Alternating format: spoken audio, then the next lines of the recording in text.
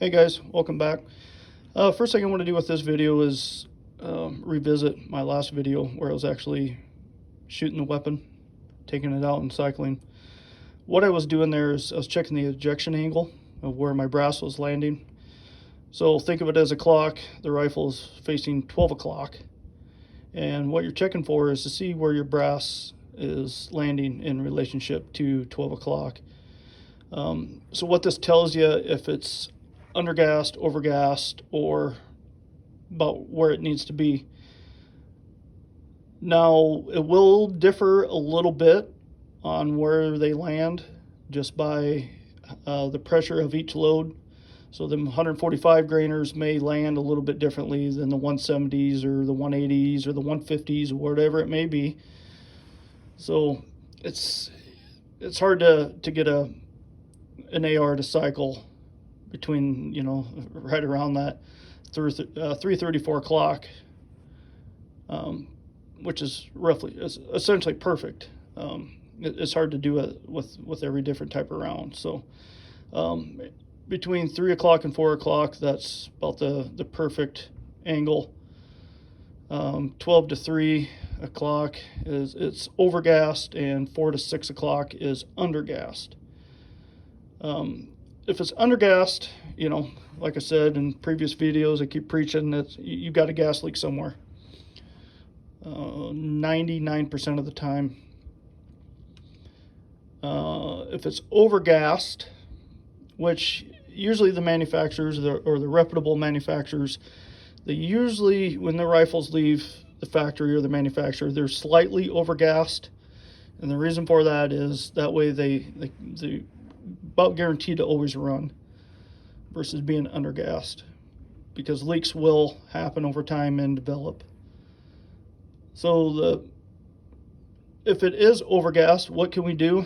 Well, there's a few different routes you can go, but the most common is probably an adjustable gas block that will bleed off some of that gas, and you just do a little bit at a time until you can get between that 3 to 4 o'clock on the ejection. Then that's about perfect. So that's essentially what I was looking at. I had a question the other day. A customer called me, and he's got an AR. It's not in a 350 Legend. It's actually 5.56, and he said that his bolt carrier group was not locking back on the last round. Okay, so what that is, 98% of the time, is undergassed. So told him, take the oil, apply it between the gas key and the carrier, some compressed air, see if he's got a leak there. Another thing is, I don't know how well you guys can see it, but right here you got your gas block. Make sure them screws are all tight. If they're not, it may be out of misalignment. And what I mean by misalignment, the hole in the gas block is misaligned with the hole, or the gas hole in the barrel itself. So those are the two main things that I would check if it's not locking back. And he also says sometimes it won't even pick up the next round. So if he's got 5 rounds in the magazine, he fires one, it will eject that empty casing, but it will not pick up the new round at all. So then he goes to fire it, and there's nothing in the chamber. And that's a huge sign that it's way undergassed, as in there's a big leak there somewhere. The bolt doesn't have enough inertia to come all the way back. Too much spring pressure there. It can't overcome the spring pressure, so it's not coming back far enough to strip another round off. I've seen that multiple times, especially with certain manufacturers where the gas leaks were that bad. It leaves a lot of people puzzled. So real quick here, I'm going to kind of go back in the past here. When I got my first 350 Legend, I had cycling issues really bad. And I was kind of looking at things, and it's like I was at the point, it's like, well, if I do these modifications, are they going to warranty the rifle if anything else would come up? I was like, well, I better bring it back to my FFL dealer. And I did that. A couple weeks went by. FFL dealer called and said, hey, I got it done. Come pick it up. So and I did, and it cycled better, but it still I still kept having issues with it cycling. And this person was new with basically into the AR realm of things, but so I asked the gentleman, I said, what'd you all do? He said, well, I opened up the gas port on the barrel, and then I cut the buffer spring down like 4 or 5 coils. I was like, oh, okay. And I was like, never heard of that, but all right, maybe that's the way things got to work with this, 350 Legend. Well, after I got to messing with things and trying to figure it out myself, the cut pressure, or the amount of pressure that round develops is really close to like a 223. Somewhere right around that 40,000 PSI-ish. Don't burn me to that, guys. I'm just top of my head here. So they're pretty close. So that kind of told me, it's like, all right, this thing delivers quite a bit of pressure. So it should cycle just fine. And then it took me a little while to understand, with the gas leaks and whatever. So the gas port on the barrel itself, I measured that, and then I went and did a surge, and it was about right on where it needed to be, diameter-wise. So it's like, oh, okay. But mine just got opened way up. I think he opened it up to like, what the heck was it? It was almost 1/10 of an inch, maybe. And like I said, it cycled a lot better, but I was having troubles between, the transition between the feed ramps on the barrel extension and on the receiver itself. But once I got that figured out, that helped. So once I got rid of the gas leaks, and then now I'm way over gas because that gas hole in the barrel is opened up way too much. I'm getting way over gas now. So then I had to put a adjustable gas block on there to tame that down, which is not the end of the world, but it's not something I wanted to see. I also, or he tried doing different weights of buffers, heavier buffers. Didn't really make much difference.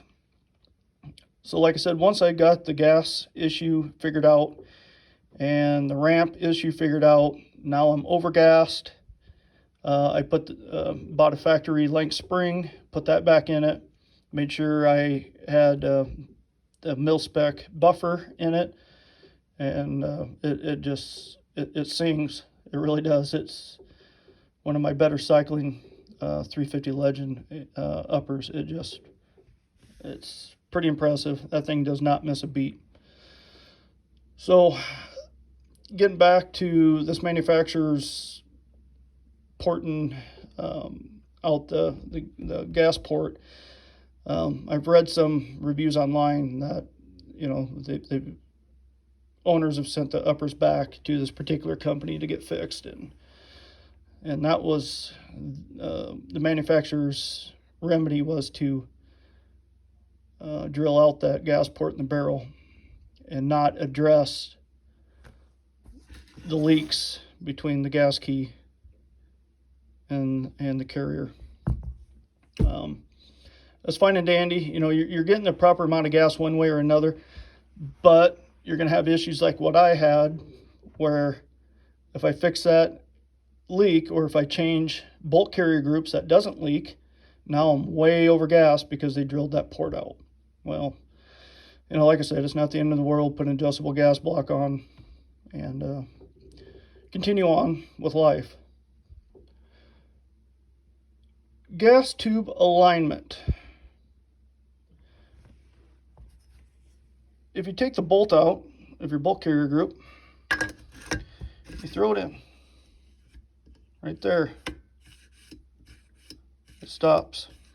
There's some friction there. And where that is coming from is between your gas tube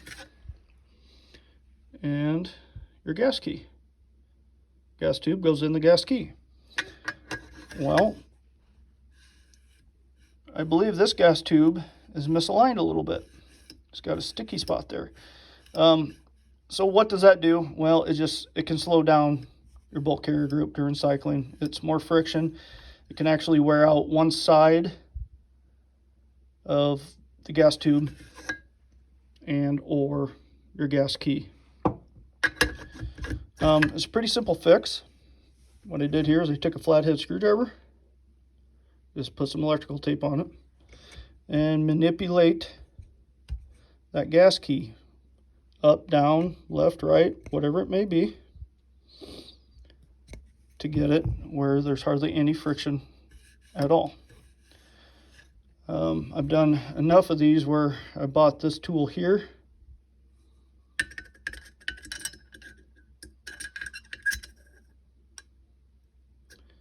And we're going to see what we can come up with here. We can fix it. This seems too much.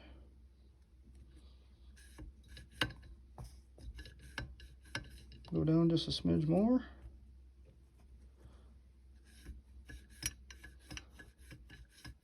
Just do a little bit at a time. Don't do a lot.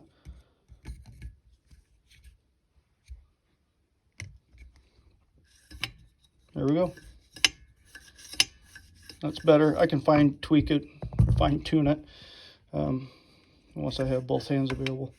So what's the test? Is there a test?